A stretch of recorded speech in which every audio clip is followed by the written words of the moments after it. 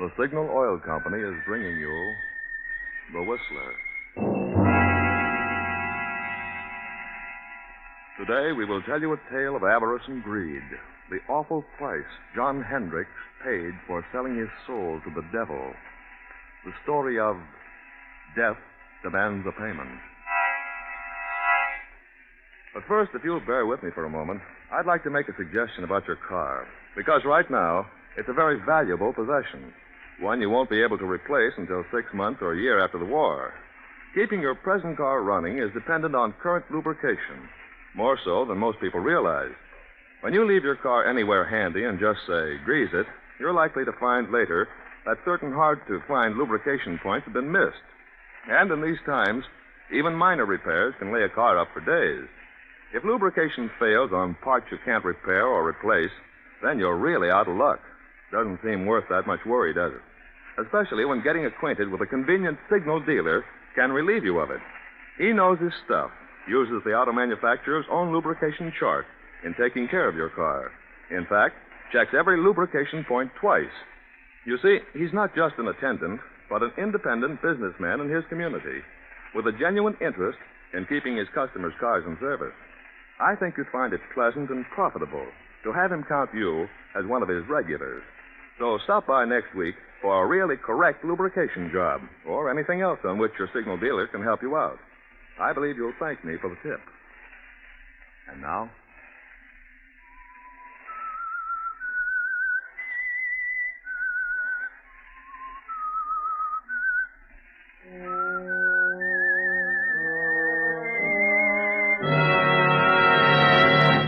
I am the Whistler.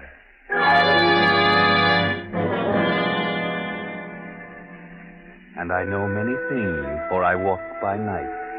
I know many strange tales, many secrets, hidden in the hearts of men and women who have stepped into the shadows. Yes, I know the nameless terrors of which they dare not speak. A huge, sprawling stone structure surrounded by high gray walls appears against the storm-lashed, lightning-streaked night sky. The state penitentiary. In a cell in this dismal building sit two men. One is John Hendricks, a man of 60, a lifer, sentenced 10 years ago for the murder of his wife and stepson. Murdered Martha and her simple-minded son for the $10,000 she kept hidden in the big house on the outskirts of town. John's cellmate is one Bill Smith, otherwise known as number 1014. Bill has changed in the 5 years he's been here. He's decided to go straight, if he ever gets out. Bill Smith started reading here, reading philosophy and so forth. Bill Smith has changed, but John Hendricks hasn't changed. Not Hendricks, because he has a plan. He has a clever plan in mind. Well, all I got to say, Bill, is that I think you're crazy not to make the try with me. It's a matter of opinion, Hendricks. It's all fixed. Not a chance of a slip-up. Don't tell me you got the break fixed with the warden. What difference does it make who it is, so long as the whole thing is set? Hendricks, I think you're nuts. You're crazy. Yeah? I'm getting out of this place. I got a reason, a good reason. I got something waiting for me outside. Something that belongs to me. I'm the only one that knows where it is. And I'm getting out of here. You're in here for a long time, Bill. If you don't want to make the try with me, you can stay and rot. Suppose you do find this money hidden away on the old lady this time. What good will it do you? You killed her and her stepson to get it, didn't you? I did not. I didn't kill anybody. Well, they say you did. It ain't true. But I know where the money is. Okay. You can break out. You can have the money, but... Well, I've done a lot of thinking and reading since I've been here. Yeah. You've gone soft. Maybe so. But this much I do know. If I ever do get out, I'll do things differently. Yeah. A lot. You just got religion. I get exactly what's coming to me. And believe me, Hendricks, so will you. If you break out, they'll have you back one way or another. Watch and see. Well, I'm going, so you watch and see. Just watch.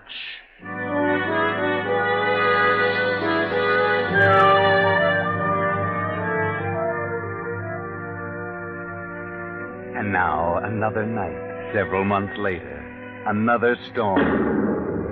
A lonely country road, a car, the southern part of the state. That village we passed a few miles back, that silent sleeping village was Marsdenburg. And that small stone building was the county courthouse. The courthouse where John Hendricks was tried and convicted for the murder of his wife and her simple-minded son, Henry. We're on the outskirts of town now. A young man is driving the old car, and there's a girl beside him. Motor trouble? There, just ahead, a light. Yes. It's a little crossroads store. There's a light inside, George, but I don't see anybody. It's closed. We better drive on. Yeah, I guess you're right, John. Evening, folks. There's trouble. Well, we're having motor trouble. That's so. What are you doing driving around on a night like this, huh? We're on our way west. Oh, mister, is there an inn or something around here where we can stay for the night? In? There's a place about 8 miles up the road. They'll probably put you up. Sign on the left-hand side of the road. You can't miss it. This road's pretty bad, though, in the rains. Got to be careful. You'll find yourself walking. Well, thank you. We'll try it. Good night. Good luck, mister. You'll need the luck.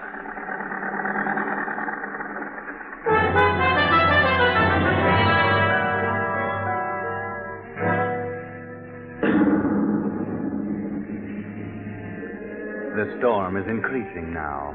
The little car lurches and bounces in its fight to keep the center of the highway. 2 miles, 3 miles, 4, maybe 5, and look, there it is, straight ahead. On the right side of the road, a blue light. That's it. Wait, George. Did the old man say on the right side or the left side of the road? Oh, George, what's wrong? Well, I don't know. The distributor must have gotten wet. Look, George. What? That blue light we saw. It's gone. Where is it? Oh, we must have passed it. Oh, we couldn't have. I was looking right at it. It seemed as though it just disappeared into thin air. I'd better turn in here. This motor won't last much longer. Oh, I guess so. I can't see a thing, can you? Oh, it's certainly a desolate-looking place.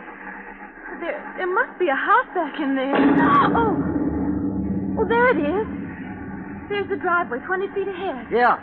Well, this motor's about to conk out. We better drive in and see what we can find. Yes. Drive in, George. You'll find something. That's right. Through the gate. Make the curve. Hurry. There goes your motor. A little more. Now. Oh, we just made it. Thank heaven. Yes, that's right. Always thank heaven at a time like this. All right. Get out and go up on the porch. Let me help you, John. Oh, I'm all right. What do we do with the bags? We leave them here until we find out if there's anyone here. Come on.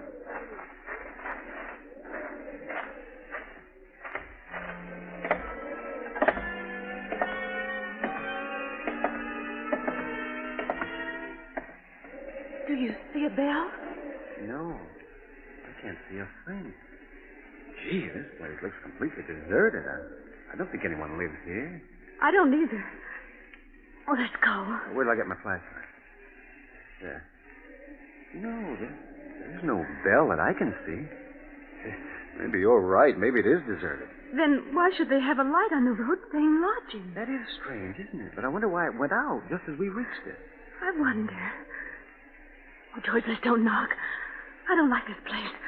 Let's go on. How? With a dead motor? Where could we go? No. I'll knock. Well, all right. Ah, that's right. Knock, George. Knock. Go ahead. Louder.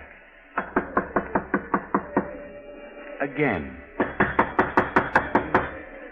We've just got to have shelter. Yes, we can't stay in that car any longer. Can we? No. Afraid not. Here it comes. Now you're on your own, George. On your own. There is someone. Yeah? Oh, Good evening. What is it? Well, our car, Yes, our car stalled. And... we can't go any farther, and it's such a terrible night out that we thought we could stop here for the evening. Stop here. Why, yes, we saw your light and... Light? What light? Well, the blue neon out in front. There is no light. Have you a room? Yes, there is a room. Well, could we come in? I mean, well, it's awfully wet out here. You may come in, if you wish. Oh, thank you.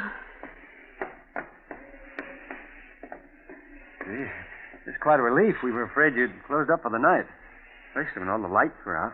Are the lights out? Yes, you see. Huh?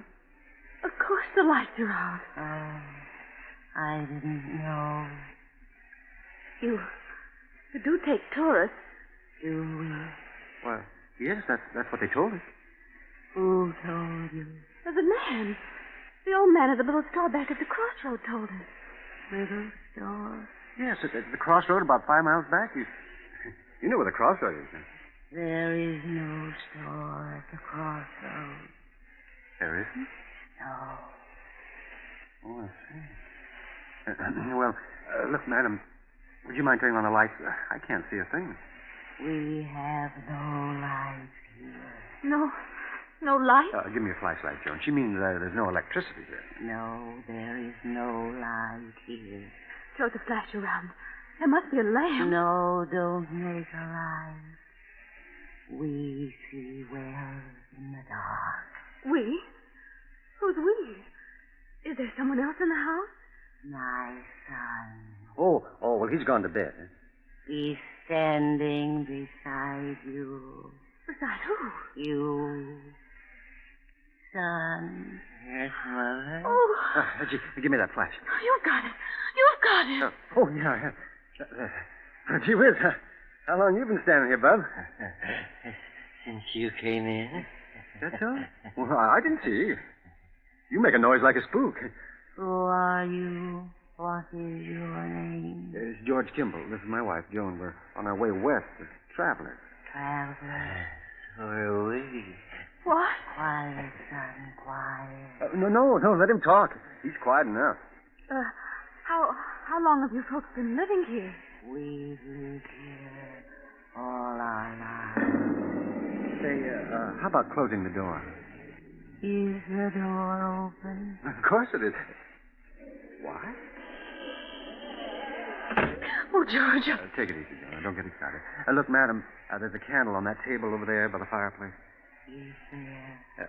Yes, and if you don't mind, I'm going to light it. Please don't. Wait a minute. If you want us to stay here, I insist that we have some light. You do want us to stay here, don't you? Do we, son? Yes, Mother. What are you looking at me for? Yes, Mother. Without light. Yes, Mother. Oh, George, let's go. I don't want to stay here tonight. This place doesn't look good to me. There has been no good here for many years. See what I mean, George? I don't get it. You don't seem to want us, and yet your son does. How do you make any money that way? We don't make money. You don't? You mean you haven't had any guests lately? No. Not for many years. Well, can't expect any if you act like this. But we do expect a guest. Don't we, son? Yes, Mother. He certainly has a surprise coming. Yes, he has. How many rooms have you? There are many rooms, but only one. Only one? Oh, now that doesn't make sense. Well, what do you mean? Only one for guests. Well, you mean only one equipped? Yes. Well, then, if you've got a reserve for this guest you expect, what are we going to do? There is an inn farther along the road. They have rooms. They will take you. It will be best for us. Yes, but our distributor got wet, so the car won't even run. Where is your car? It's right there at the foot of the steps. I see no car. You do? Why, it's standing right there. George, where is it? It's gone. Holy smoke, it is gone. Where and how? I didn't hear a sound. Oh, they must have rolled ahead. Throw your light around. Not a sign of it. Say, what goes on here? Son, Yes, Mother. you moved the car. Yes, Mother. Why? Him. I understand, son. I understand. Hey, now, wait a minute. Your son moved it? Well, how could he? The motor won't run, and even if he would. Well, we didn't hear sound. No sound. How'd you move it? I don't know. It's a fine thing. Here we are in a place where they don't want us and no way of leaving. Well, you've got us on your hands now. You have to make the best of it. Oh, no, George. We'll leave. Oh, nonsense. This is all silly. Now, come on. Let's have some light and cut the monkey business. Wait, son, what have we decided? Yes, Mother. We've decided yes. Very well, if you wish. If you wish, you may stay. Stay until... Until when? All night? Yes, Mother. If you wish. Well, that's better. Now, that's more like it. Now, I light this candle. There we are. George, look. Well, gee. Look at the dust and the cobwebs. This place looks deserted. Looks like an old cellar. Well, how about the room? Do we get it or the guest you're expecting? There is another room that will do, perhaps. Well, could we see it? Uh-huh. By the way, how much did you charge? We charge nothing. You charge nothing? Nothing. Sounds silly, but it's a break for us. We're running short anyway. Let's see the room. Very well. It is upstairs. After you, ma'am? No, you go first. Very well. Come on, John. Bring that other candle. Come, son, follow me. Yes, Mother.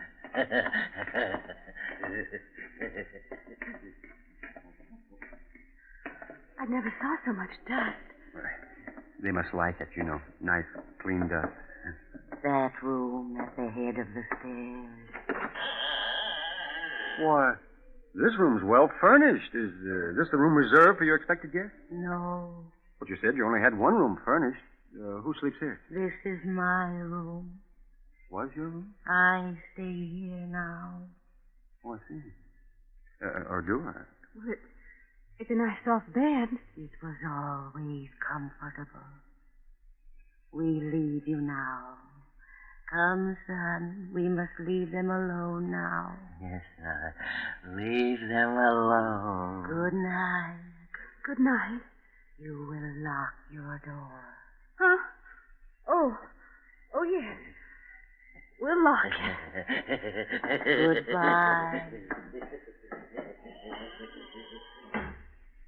Did she say good night? Or goodbye? I don't know. I thought she said... She did say goodbye. Golly, what a screwy outfit. Boy, I wish we hadn't had car trouble. That's what we get for trying to drive in the rain. How much money have we left? Not very much. Just enough to get to Los Angeles. The way I figure. But once we get there, I know there'll be a job for me. We'll make it. Don't you worry.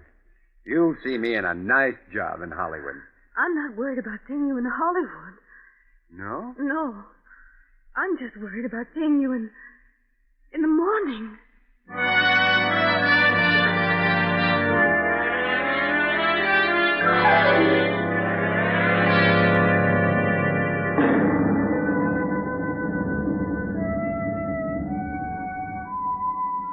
The same night, but later. It's midnight. Another car on the same road. You know who it is. It's John Hendricks. And you know where he's going. He turns in at our deserted mansion, up the driveway, and stops. He steps out, slips up the steps, opens the door, and throws his flash about the dusty room. The cobwebs glisten in the beam. A few moments, and the light comes to rest on the fireplace. He steps quickly to the mantel, draws a small hammer and a chisel from his pocket, and sets to work, removing a brick. Now he's finished. The brick is loose. He reaches in and withdraws a heavy yellow envelope. He starts to put it in his pocket, but suddenly freezes in his tracks. He can't move. He turns icy cold. Turn around, Hendricks. Turn around. Look. At the foot of the stairs across the room stands a woman holding a candle, and beside her a grinning youth holding an axe. Turn around, Hendricks. Look at their heads covered with blood. Turn around. John Hendricks, murderer. John Hendricks, thief. Martha. Yes, John. Henry? Yes, John. No. We'll come for you, John. The same way you came for us. No. We've been waiting for you, John. We knew you'd come back for the money. No, We've been waiting. We've come to save you, John. No. Please don't come near me, please. You must suffer, John, as we have suffered. I've suffered. Not enough, John. Not enough. I didn't mean to do it. I didn't plan to kill you. I went mad. I lost my head. No. Don't come near me. You can have the money. Then give it No, to please. us, John. Please don't come near me, Give please. us the money. No, please, you can won't have the need money, it please. now. Come, son. We must have the money, and we must take John. No. Come, No, come. There's the money on the floor. No, money Please, is not please. enough, John. Money is Please don't not come in, enough. please. Go please. ahead. We must have Please, John. no Henry. closer. Please. I lost my head here. I lost my head. No, you don't understand. No, please don't come any closer. Don't come any closer, please. No. No, I'll shoot. Bullets won't stop us.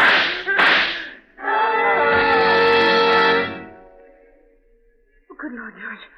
What was that? I heard a scream. It's downstairs. So did I.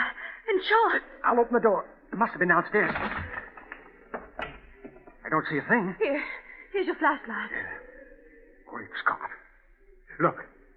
The man down there on the floor. Come on.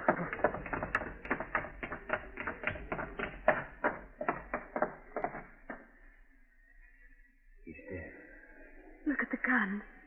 It's been fired, but I don't see a mark on him. Let's get out of Oh, here. I'll say, come on. No, you don't. Stand where you are. George. Cop. What's going on here? Hand over that gun. Hey. What are you doing here? Oh, we're stopping here. That is, we're just leaving. I can see that.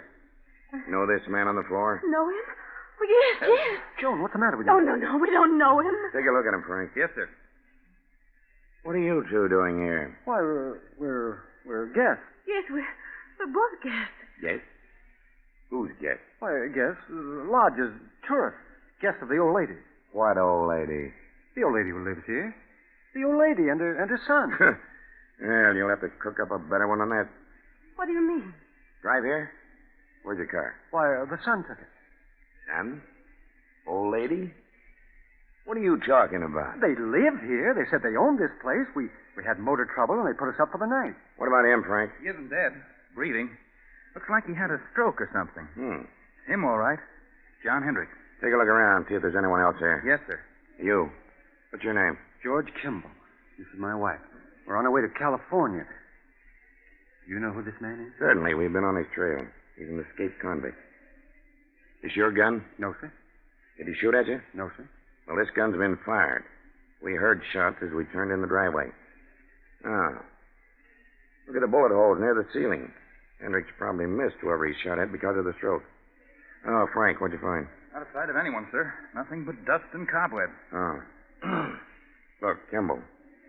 You said there was an old lady and her son here. Why, sure. They were here all evening. They're not here now. Well, they let us in and showed us to our room. They certainly were here. What did the old lady look like? Well, she had gray hair and wore a kind of a house dress and an apron. What'd the boy look like? Oh, he was a big kid. I'd say about 20, had a round, rosy face, and I think... In fact, I know he was kind of simple-minded. He had a strange laugh. Oh, yes, and he had red hair.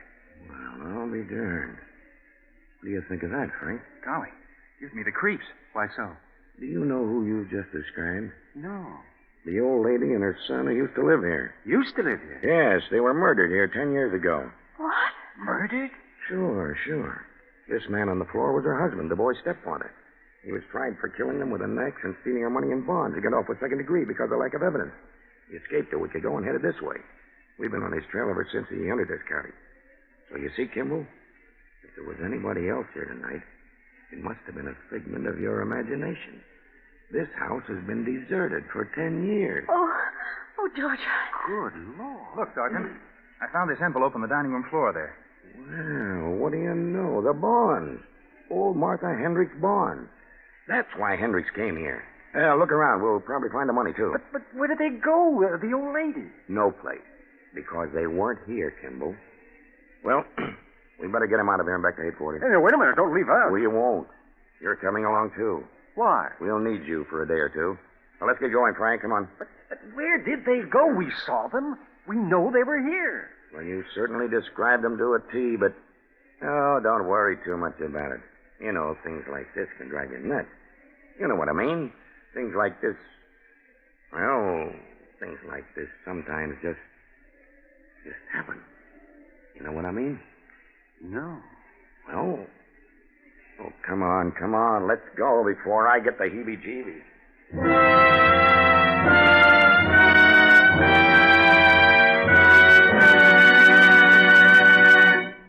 The Whistler will finish his strange tale in just a moment. While we're waiting for his explanation, here's an interesting statement from a military expert about the gasoline we're all doing without. If you've been to several gas stations and found them out, you'll appreciate it. This military authority says, quote, "We're fighting a war of engines. The side which keeps the most tanks and trucks rolling, the most planes flying, will win. This takes many more engines than we had to keep running in peacetime. And some of these military motors burn a gallon of gas a minute. The oil industry's job is to keep the fuel tanks of these engines full.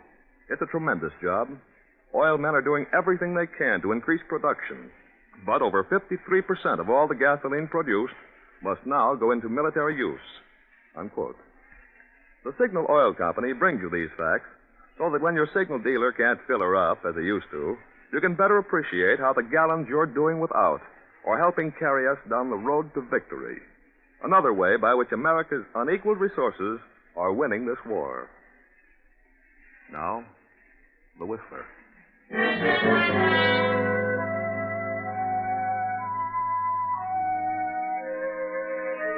What was it the officer said? Things like this just sometimes happen? Just happen?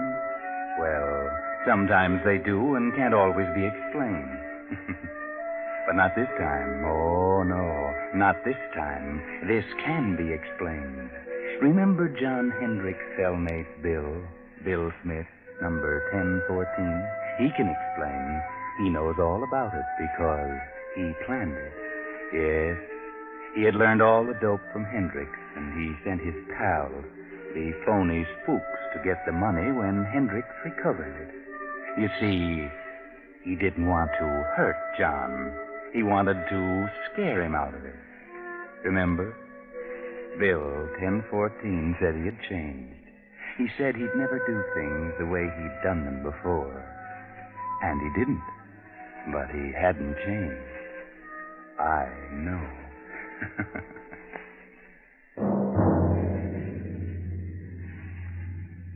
Next week, same time, I, the Whistler, will return to tell you another unusual story. Good night.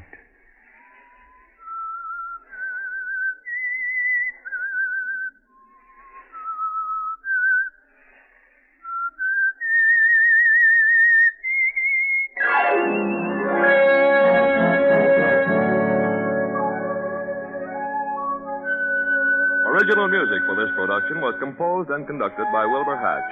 The Whistler, brought to you by the Signal Oil Company, is written and directed by J. Donald Wilson and originates from Columbia Square in Hollywood. Bill Pennell speaking. This is the Columbia Broadcasting System.